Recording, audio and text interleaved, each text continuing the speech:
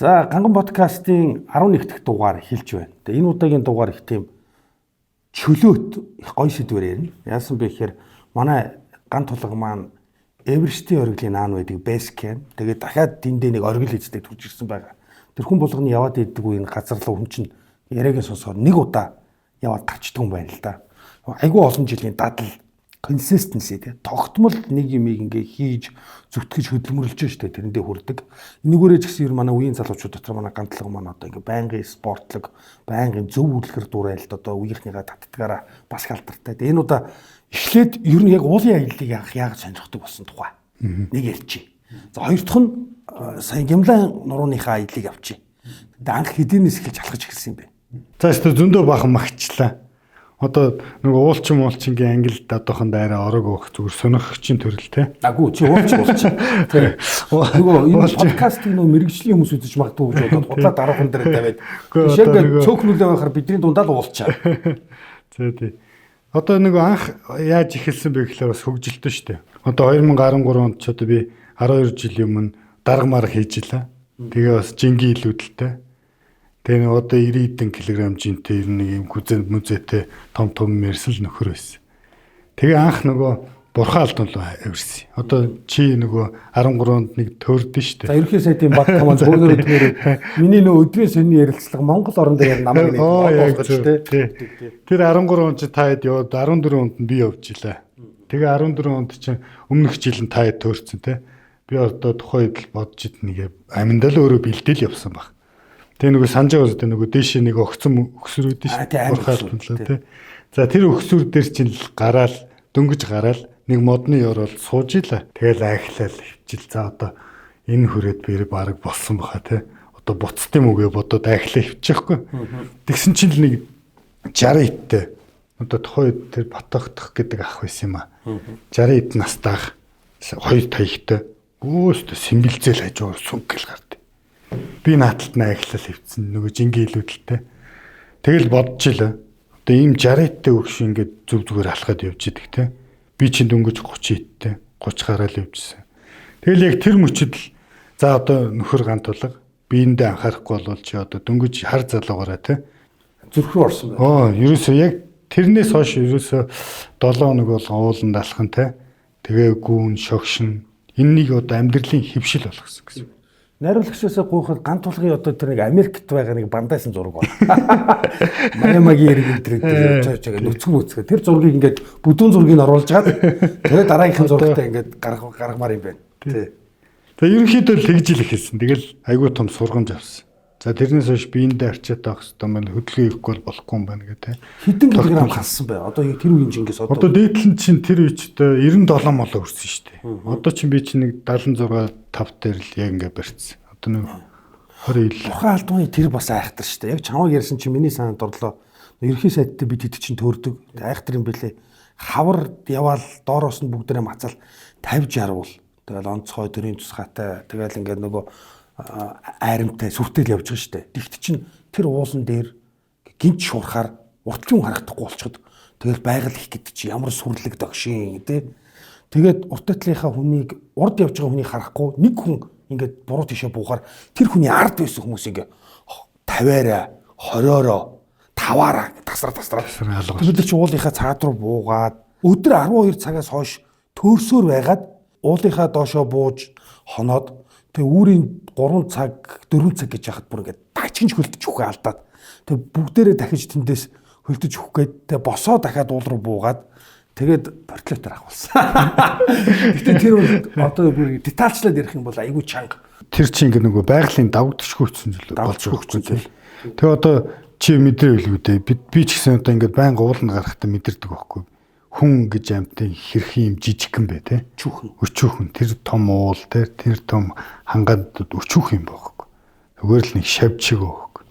Тэр юун дээр би нэг сүулт ego is your enemy гэж ном уншиж байгаа. Тэр эгоны тухай. Ер нь хүн маш амархан эго тусдаг. Тэрнээс авардаг цорын ганц аврал бол ер нь том уул юм уу? Том далайн давалгаал гэж хэлдэг юм байл л дээ. Тэрний өмнө очихоор өчүүхэн болдог. Ер нь бас энэ ууланд алхахдаг хүмүүсийн чинь бас сонирхол нь тэр шүү дээ. Ингээд уул руу явхлаар чи ингээд одоо ингээд байнга ингээд хүнтэй ярьж явахгүй шүү дээ. Тэгээ өксүн урууд нь те. Тэнцэж ингээд ганцаараа би өөртөө байгальтай харьцаалтай бясалгаал. Нэг төрлийн бясалгал байхгүй. Тэгэл тэр байгалийн дуу чимээ те. Агаар усны ямар гоё илээ. Бас нэг төрлийн бясалгал ганцаараа яваад юм бодоход айгүй гоё шүү дээ. Тэр байгаль. Хүмүүс бас тэгж айгүй их алхдаг. За эхний алхалт бурхан халдуунаас эхлээд ер нь Монголынхоо ямар ориглууд руу авирсан тий? Хэдэн удаа ер нь эзэлсэн байна. Эзэлсэн ориглуудаа хэлээч. Одоо танаа уулынхын чи эзэлнэ гэж ярьдаг юм шүү дээ. Гоё сүглэг үгтэй. Тий нөгөө тэгэл 13 онд ч одоо тэгэл өөрөө өөртөө ажилласан л та. Тэгээ ер нь бас нэг юм анхаарах хэрэгтэй юм бэл. Яг тийм илүү л жинтэй хүн бол ялангуяа ингэдэг нэг огцом алхалт, гүйлт айгүй муу. Ялангуяа илүү л жинтэй хүн уул дээшээ авирах, буухад өвдөглөвч айгүй их ачаал өгдөг байхгүй. Тэгэхээр ингээд хүн бол аль болох хэрүүлэр тураад те жингээ хайжиж алхсан дээр. Зүгээр яг нөгөө сануулгаад. Тэгээ би чинь бас нэг 3-4 жилийн хөдөлмөр болсон. Нөгөө хоолн дээрээ ч анхаарад, хөдөлгөөн дээрээ ч анхаарад тэгээд ерөнхийдөө формонд ороод. За Монгол ч одоо ийм 4 нуруу байгаа. Алтаа нуруу, хангаа нуруу, саяны нуруу, хинтийн нуруу. Нөгөө шүлгэн дээр гардаг шүү дээ те. Хинтийн хангаа саяны өндөр сайхан нуруунууд. Энэ дөрвөн уулын оргил байгаа байхгүй. За хинтийн нурууных нь асрал тайрхаа 2709. За асрал тайрхан лөө хамгийн их анх гараад ер нь бол энэ ууланд дурсан хүмүүсийг энэ дээр үе уулчдвал хилдэг байсан. Анх удаа асралт руу яваа. Тэгжиж одоо өндөр уул руу яваа шүү гэд. Тэгээ асрал тайрхан гарч. За ер нь асрал тайрхан лөө ер нь жил болгоны 1 сард явдаг байхгүй. 12 сард бол 1 сар гарна шүү дээ. Тэгээ 1 сар асралт руу явна. За дараагийнх нь саяны нуруу. Хойдлын одоо Орос Монголын хил дээр байгаа. Тэрний 80 оргил мөх сэрдэг уул гэдэг. Тийшээ гарсан. За дараа нь хангаа нурууны утхан дэнгэр хайрах. За утхан дэнгэр хайрах. Тэгээд алтай нурууны хөдний оргил гэдэг. Монголын одоо хамгийн өндөр цэг 4374. Тэгээд энэ дөрвөн оргил дээр гарсан. За дахиад юунд Баян онгорд их богд гэдэг уул баг. Их богд дээр бас гарсан. Тэгэхээр ерөөсөө Монголынхоо ингээд өндөр уул оргилууд л бол нэлээд авирсан л та. Би тэр их богд руу машинтай явж исэн. Тэр чинь ингээд сонин тий. Доороос нь гараад ирэхээр дээрээ ингээд тал тавцсан шиг тий. ертөнцтэй тий байж ин. Дээр нь гараад ирэхлээр юм тавцсан шиг юм тэгшин тал дээр гараад ирсэн. Тархчин хүмүүсийн хувьд бол деважин байхаар газар үлээ шүү дээ. Тэр их баян ангаа. Тийм бил. Сүрдлэг сайхан ангаа гэж байна. За тэгээд энэ олон жил ууланд явж гад хүн бол дотроо Эверестийг бодоод л байсан байж тээ. За ер нь тэр зүг рүү нэг явъя. Тэ хэд хэд удаа явъя ч гэдэг юм уу мэдэхгүй зорилго хүртэлсэн байна. Сая одоо гинт явахаар бодлоо. Би чамайг чинь бейс кемп руу явчихвал буцаад ирнэ гээл. За тэр бейс кемп нэхэр бараг л бортлоотор очивол хэдэн байхын тэр бейс клим байна гэж бодоод тэгсэн чинь тэр чинь дээшээ чинь хичнээн хоног чалхахдаг гэж бараг тэ 7 хоног алхахдаг. За дэлхийн хамгийн аюултай онгоцны буудлын Луклагийн онгоцны буудлын дээр буугаад за одоо эндээс ингээд үндсэн алхалт маань эхэлдэг байна. За өглөөний минь хоёулаа 3 дахь өдөр энэ доор Намча базар дээр ирж хоноод за өндөртөө тасна, өндөр алтандаа тасна гээд эндээс нэг 4000 гарантай бол руу алхаж байна.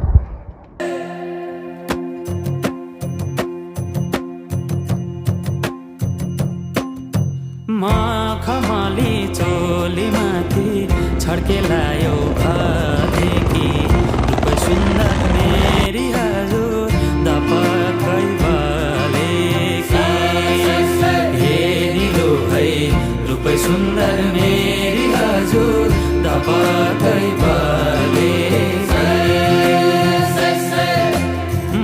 खमाली चोली माथि छड्के लायो आदेखि सुन्दर मेरी हजुर दपकै बालेकी.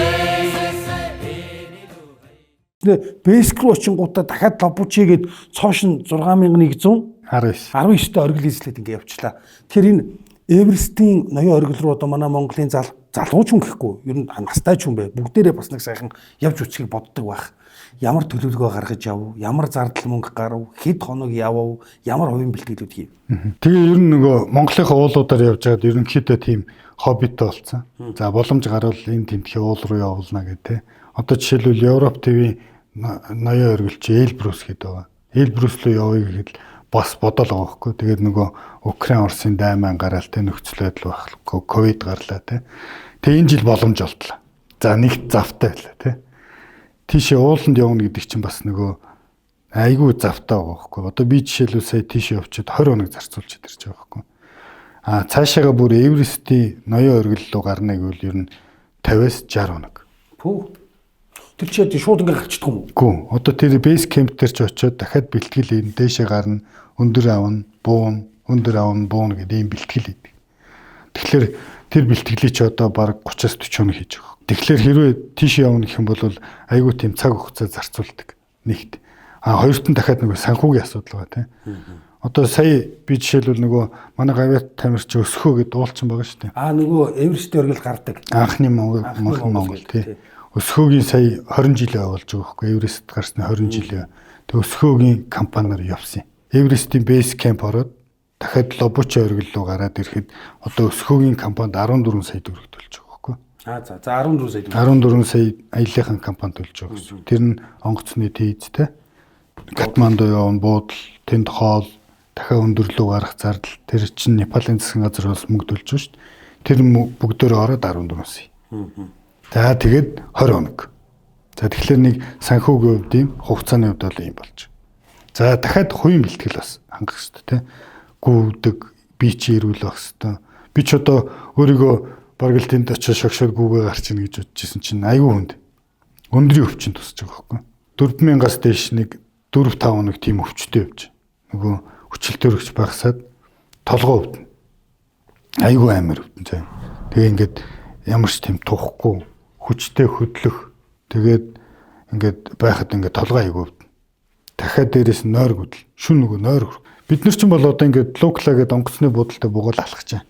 Тэгэл ерөнхийдөө үндсэндээ 7 хоног. Тэгээд эхний 7 хоног нь ингээд далайн төвшнөөс нэг 2700 3000 гойж яхад айгуу гоё байгальтай юм байна Непал. Би ч бас мэддгүй байж. Айгуу гоё модтой, голтой, устай тий айгуу гоё байгальтай. За тэгэл 4000-аас дээш нөгөө өндрийн өвчин лөө ч гараад ирэхлээр модгүй болол мөх цастай том хайрхнууд болол юм байна. Тэр чинь амьд юм амьдрах боломжгүй болж ин л гэсэн үг шүү дээ. Тий. Ургамал байхгүй болоод ирэхээр. Тий. 4000-аас дээш одоо нөгөө өндрийн өвчин авчлаа гэж штэ. Тэгээ ингээл яг хөө им бас байд юм байна. Өндрийн өвчин авахлаар им ууж болдог. Гэхдээ яг хөө өндөр уулын өргөлөө явж байгаа болохоор аль болохоор имээ битээ өгөөд им бол хэрэглэв. Нэг цитермон гэдэг нэг толгооны им л хэрэглэсэн. Бүр сүлдээ тисгэвэл. Одоо хүмүүс суудахтаа ингээ айгуу гоё хаппи байгальтай гоё явж байгаа гэж бодоод байгаа байхгүй. 4000 хүртэл бол тэгж явж. За тэрнээс хойш нөгөө өндрийн өвчин те өндрийн нөлөөнд орохлоор чи сүлдээ айгуу хийц. Нөгөө толгойч өвдөн нойрчин бүтэн биш. Хоолны дуршилцсан багс чинь те. Тэгэхээр нөгөө алхахад айгуу төвхт юм бэл. Тийм бай. Хүмүүс бол гадныхан бол одоо зарим газараас бортлоотор буцдаг юм бэл. Бортлоотор буцчих. Тийм шууд өвчөө аваад буцчих. Тэд нар чинь мөнгөтэй байна. Тэд нар ч харин мөнгөтэй. Бид нар ч юм бол одоо нөгөө очицсан. Бандан тас буцах зам байхгүй те. Бортлоот байхгүй. Бортлоот байхгүй гүрийгэл дуус. Бэс кемп дээр гарчаад нэг өсрээд зураг авахулсан байсан шүү дээ. Тэр чи яаж хүмүүс их очсон байна уу?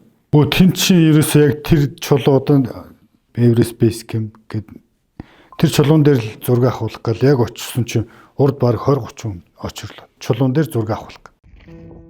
За 7 дахь өдрийн алхалт эхэллээ. 4900-аар хончоод өнөөдөр Эверестийн бейс кемп руу очив.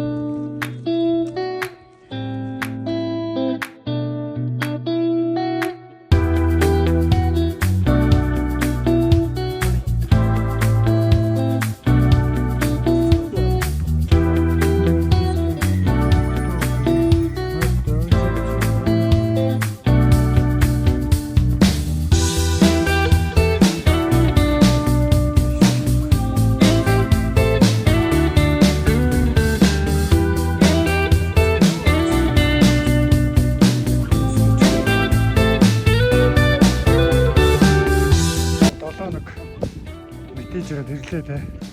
Бейс кемп дээр. Алдартай жилүүч.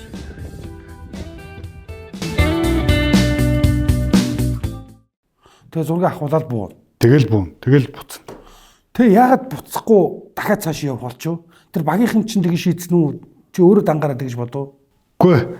Тэгэл бейс кемпээс буцаад тэрний хажуудын Калапатер гээд одоо нэг тосхны хажууд нэг Калапатер гээд 5000 хэд хэлээ 5500-тай бас нэг оргил байгаа байхгүй. Тэр нь тэгтээ ийм мөнх засгүй. Одоо янз бүрийн олсмос янз бүрийн багаж хэрэгслэхгүй хүн бол зүгээр алхах гарч. Тим оргил эзлээд тэгээ буцаж явахгүй. За 25 оны 4 сарын 22-ны өглөө 5 цаг 40 минутанд энэ далайн төвшнөөс дэш 5600 м таш Калапатра гэдгийг уулын оргил дээрээд байж байна. За иргэн дөрөн сүрлэг сайхан хайрхнаад. За энэ оргил дээрээс Эверест хайрхан маань тэгж харагдав. За тэгээ ер нь энэ өндрийн өвчин байгаа юм чи. За энэ оргил дээр одоо хаваасгтай гарцаа одоо ер нь баг буцъя. Тэгээ бие чагнигээд. Тэгээ буцаад Лобучигийн тэр хай кемп гэдэг газар байна. Тэр хай кемп дээр очиж Лобучи гэдэг нь тосхон юм уу? Хот юм уу? Тийм Лобучи гэдэг нэг тосгон ба. Нэг жижиг одоо ингээл аялал жуулчлалынхны л хондог. Уулчдын нөгөө замаараа дайрч өнгөрдөг, хоол иддэг, амардаг газар байхгүй. Тэр Лобучи гэдэг тосгон. Дахиад Лобучи гэдэг оргил бас байгаа. Уул. Тэгээ тэр хай кемп дээр нь очиод цэтермөө уусан чарын толгойн өвчин гайг. Тэгээ манай өсгөө гавьяд бас энэ Монголоос нэг сайхан шүл аваа явцсан борцтой. Тэр өндөр дээр тэр сайхан борцтой шүл уугаал. Тэгээ нэг 2 цаг амраа шүн 11 цагт алхалт эхэлж байгаа юм. 5600 дээр хай кемп дээр сайхан монгол шүл манай гавьяд сайхан монгол шүл хийж байна. За өсгөө гавьяатын хоол яаж байна? Монгол шүл байгаад. Одоо шүл байгаад. Одоо яг гоо юм шиг. Одоо мэдхгүй шүү дээ. Гавьяатын шүлийг уух гэх. Сайхан болчихсон шүү дээ. Шүн гэдэг чинь салхигүй үеэр байх нь тий. Тийм тэгэл нөгөө шерпа нар тэд нар чинь командлна. Маргаашийн цаг агаарыг харна. Шерпа гэдэг нь бол гайд. Тийм одоо шерпа гэдэг нь өөрөө ер нь бол ястын юм билээ. Непалийн нэг ястан буддист, буддийн шишинтэй тийм дээр үед нөгөө төвдөөс Гималан уул даваад Непал руу ороод ирсэн улс тийм. Тэгээ тэр Гималан нуруунд амьдардаг. Тэгээ дээр үеэсээ л нөгөө олдог орлого нь энэ уулаад багцсан. Тэгээ шерпа гэдэг үндэснийх нь ясных нь нэр нь өөрөө мэрэгжлийнх нэр болсон юм. Тийм одоо шерпа гэдэг нь яг тэнд очихлоор нэг ястна. Тэгээ хүмүүс нөгөө шерпа гэсээр аваад уулчингаа ойлгодог болсон. Тэгээ тэр шерпа нар командлна. За одоо маргааш ер нь жоохон салхитай байна. Нэрт явна гэд 11:30-д босгоод халуун юм уулгаад тэгээ 12 цаг 10 минутаас авиралт эхэлж. За шөнийн мэнд. За 11:40-д босоод 12:20-д хоригдлогоо хөдлөлөө. Тэгээд тэр Лобучигээд яг энэ чинь өндөр уулчин ингээд жил болгон зам нь өөрчлөгдөв юм байна. Нэг зам тавьчихдаг. Дараа жил нь тэр чинь нэг жил дахиад авиралт байхгүй болчихсон шүү дээ. Тэгэхээр нөгөө шуураа салхи мэлх мөс цэсэндээ байхгүй. Дахиад шинэ зам тавьд юм байна. Энэ удаагийн тэр Лобучиг чинь шууд ингээд мөнх цасан дээрээ гараад шууд дэш явахгүй. Огцсон юм. Огцсон. Тэгэхээр тэргээр авирна гэдэг бол бас чанга юм байна. Тэг яг хөтэ нөгөө шүн учраас дээшээ авиралт бол ингээд шүн учраас нөгөө баримжаа мэдэхгүй те олсноосоо барайл яваад байгаа байхгүй. Тэгэл үүр цайгаал доошоо харангуут шүүн дээр гараад ирсэн байна. Амар юм дээр гараад ирсэн. Тэгээд нөгөө баг ориглоо мартаад яаж буунаа. Тэгэл Лобучи руу гарсан да. Тэгээ 6119 дээр гарчаад тэгэл бууж ирсэн. 5 сарын 24-ний өглөө 5 цаг 10 минут. Далайн төвшнөөс дэш 6120 орчих Лобучи оргил дээр гарч ирээд байна. Лунаар мандаж байна. Чадлаа штэ. Мерзо яаж би? Шин 3:40. Ой. Широ мерзо. Цуслаа гарлаа. Крампана зурч.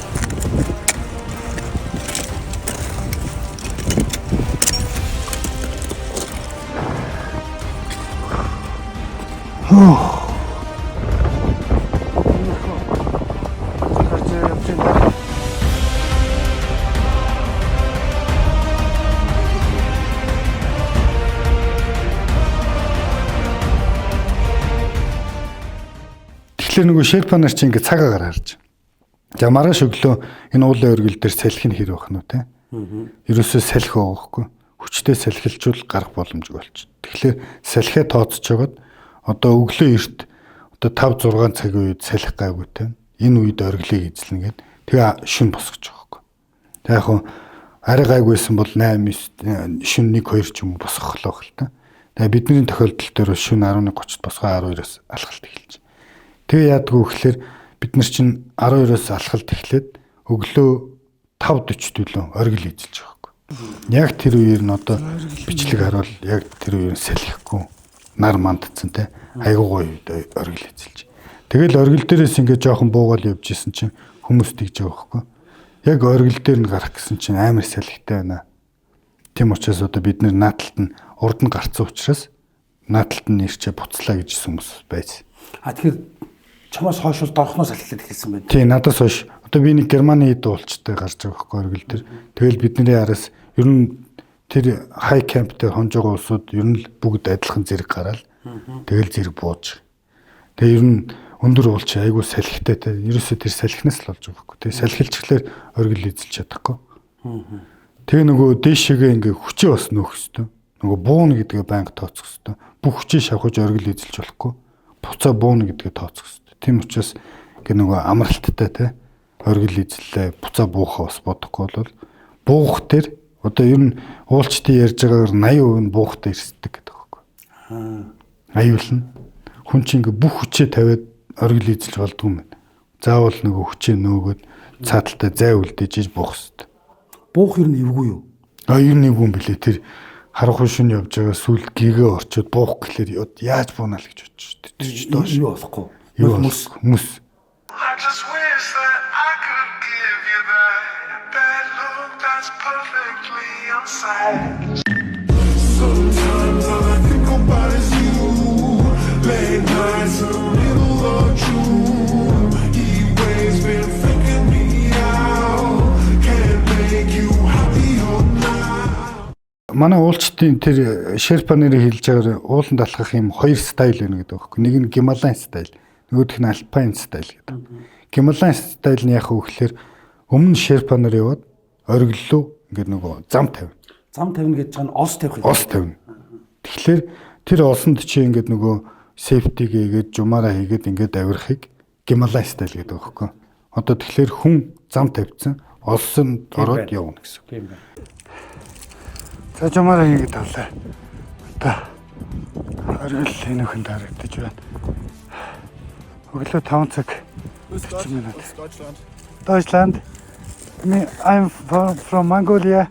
Гималайн уулууд бол ерөнхийдөө тийм Гималайн стайлаар л авирдаг болоод байгаа байхгүй. Нөгөө стайл нь болохоор хүн хөтөжхүү шерпагүйгээр өөрөө замаа тавиад өөрөө явах гэж. Тэр нь бол хүнд тэр нь бол бүр айгүй экстрим юм. Тийм байна. Тэгэхээр одоо саяны миний явдаг юм чинь Гималайн стайл байгаа байхгүй. Тэгэхээр ерөөсөө тэр одоо мөнх цасан дээр очивол оргил хүртэл олстой гэсэн үг. Тэгээ чи тэр олсонд ороод явна гэсэн. Энэ олс одоо хизээ нэрсэлтэй вэ гэхээр энэ олс чинь ингээд дан нэг олс байна гэж байхгүй шүү дээ. Тэр чи одоо 10 үед огтлцлоо байхгүй. Нэг олсонд тодорхой хэмжээнд яваад дуусаад дараагийн олс.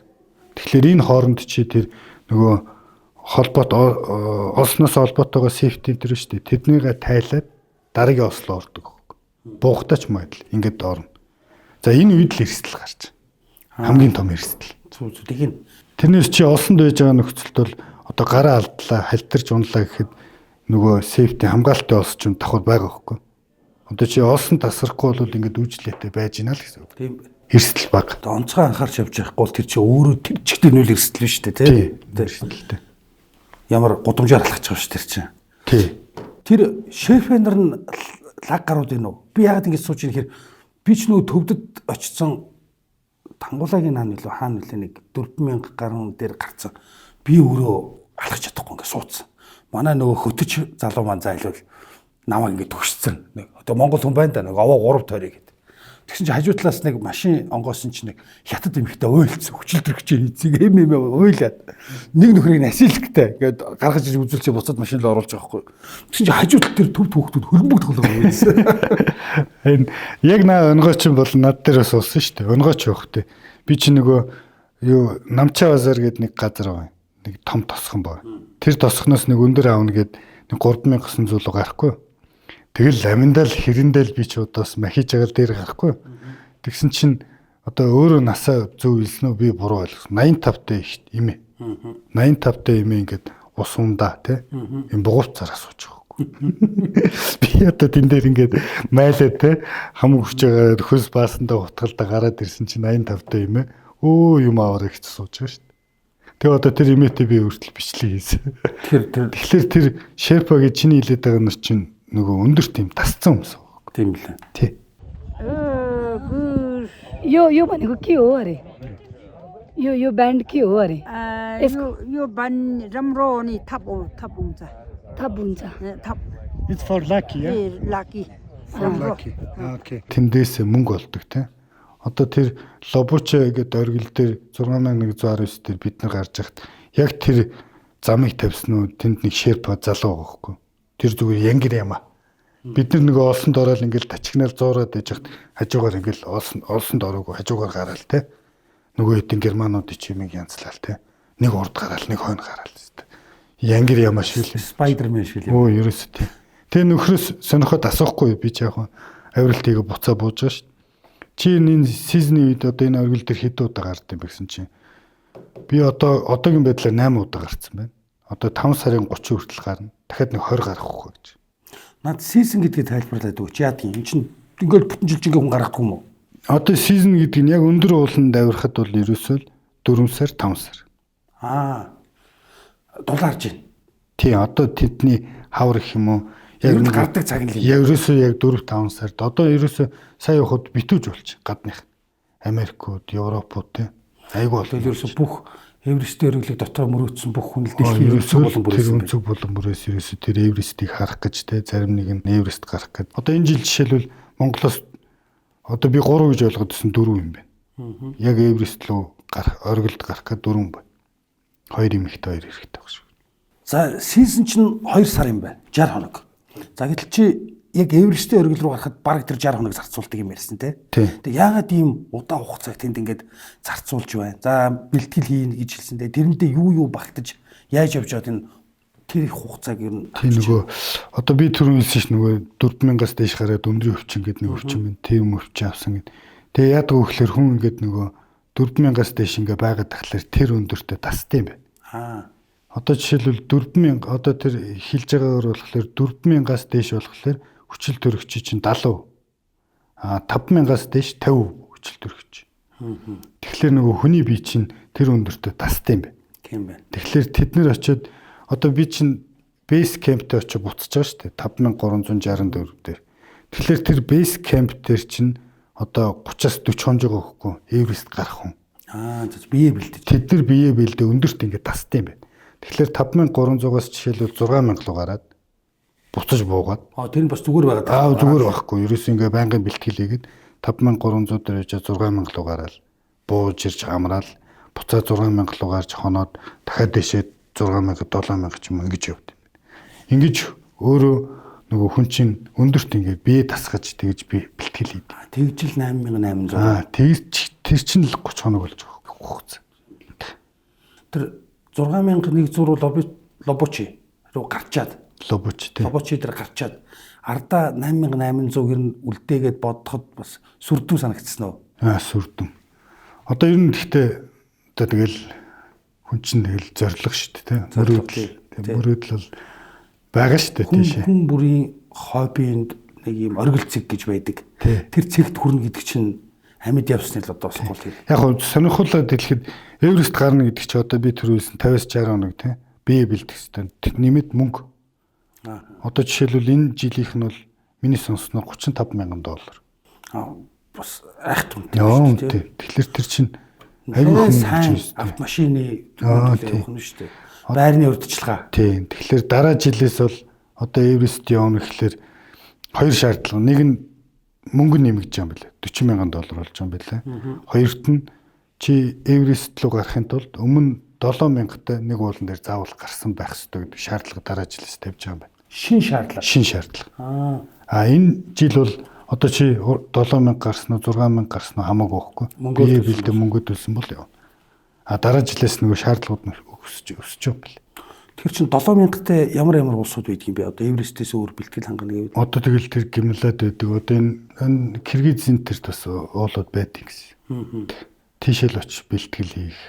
Тэгэхээр чиний шаардлага чинь бол 7000-д хүрэхгүй нь шүү дээ. Хүрэхгүй. 6100 гэхээр нэг оргил руу гарчаад ирэх хэрэгтэй байна. Одоо Эверест явна гэвэл одоо дараа жил явна гэвэл 7000-тай нэг оргил заавал эзлэнэ. Тэгээд Эверест эзлэе гэж бодож байгаа залуучууд бол бас наан мөнгөө бие 7000 бэлд. Тий. Нэг тусдаа данснаа гээд дансан дотроо тий 27 үсгээ явах хэрэгтэй байна. Тий. $35,000 гэдэг шүү. Тоглоом биш үү? Тоглоом биш. Айгу өндөр өртөгтэй юм. Дахиад тэр чинь нөгөө тоног л хэрэгэл те. Нийлт юмнууд. Одоо хамгийн хэцүү нь л надад тэр л санагдсан. Өндрийн өвчин. Яг хөө тэд нар чинь нөгөө тэр бейс камп дээр очиод нэг 30-40 хоноход бол ингээд нэг дасдаг гэдэг байгаа байхгүй. Би организм чинь хүчээр дасна гэдэг. Би одоо 4000-аас дээш 5-6 хоноход би бол тасаагүй байхгүй. Тэг би хэлсэн шүү дээ нөгөө цистермон ууж толгойн хөвчг дарсан гэж. Тэгэхээр тэрнээс хойш хэр удаан байж дасахыг мэдэхгүй л байна л да. Тийм юм байна. Үзэгчдээ бас одоо сайхан урайлга урам хэлсэн үгээр нэвтрүүлгээ подкаста жаргаагач. За одоо тэгээд ер нь Эверест л гэл яриад идэх. Тэ Эверест гэдэг чи одоо манай Монголын хамгийн өндөр цэг чинь 4374 алтаа таван бог те. Хөдний оргил. Эверест гэдэг бол дэлхийн ноён оргил. 8848. За тэнд бол ингээд хүн өөрийнхөө биеэр те явж тэр оргилд гарна гэдэг бол айгүй хүндэл даваа юм байна. Одоо би сая ингээд 6000 руу гарлаа бейс кемпт очиж үзлээ те. Тэр өндрийн өвчин гэдэг юу гэдгийг юу туулдгийг биеэрээ мэдэрлээ. Тэгээ одоо өмнө гарсан Монголоос гарсан те энэ уулчид Эверестийн оргилыг эзэлж исэн уулч дээр бас бахархаж илаа те. Үнэхээр их хөдөлмөр, үнэхээр их төвчээр зориг шаарддаг ийм ажил байна. Цаашдаа одоо ингээд өндөр уулыг зорж байгаа те. Заавал Эверест хийхгүй шүү дээ те. Ууланд алхаж байгаа, уулын оргил бодож эзлэн гэсэн мөрөөдөлтөй тэр залуус, тэр уулчтай бүгднгийнх нь зориг билээсэ гэж ерөөё. За тэгээ ган толго маань өөрийнхөө амьдралын бас нэг мөрөөдлийг биелүүлж Эверестийн оргилууд яваад бейс кампээр нь гараад тэгээ Лобучигээд 6119-тэй тэр сүрлэг сайхан хайрхныг эзлээд ирсэн байна. За гэдг нь одоо манай энэ ганган подкастыг энэ удаа яг ганган сэдв ярьлаа шүү би тэгээ. Тэгэхээр ингээд энэ ганган подкастыг үзэж байгаа бүх хүмүүс бүгдээрээ өөрөө өөрийнхөө одоо хүссэн салбарт тий одоо чи заавал ууланд алах биш шүү дээ. Өөр өөрийн хүссэн салбар, мэрэгжил, ажил, зорилго, уран бүтээл, бизнес гэх бүх юмныхаа өөрийнхөө тавьсан оргил бүгдээрээ зүтгээд хүрээрээ. Тэгээ зүтгэж хүрэхийн тулд яах вэ гэхээр энэ бол өөрөө юм давхар хобби маягтайгаар авч явж ижил тэнд хүрнүүхээс ш тэрийг ял болгож бас авч явж болдгоо бах. Тэгээд гантлахта тун удахгүй Эверестийн оргилд одоо гарах өлзөтэй сайхан өрөөлийг өргөн дэвшүүлье. За баярлаа. За амжилт хүсье. За баярлаа. За ганган подкастын 11 дахь дугаар үгээр өндөрлөж. Дараагийнхаа дугаараар бүгдээрээ улс төр нийгмийн эдийн засгийнхаа хүн сэдвийг эргээ ярилцгаая.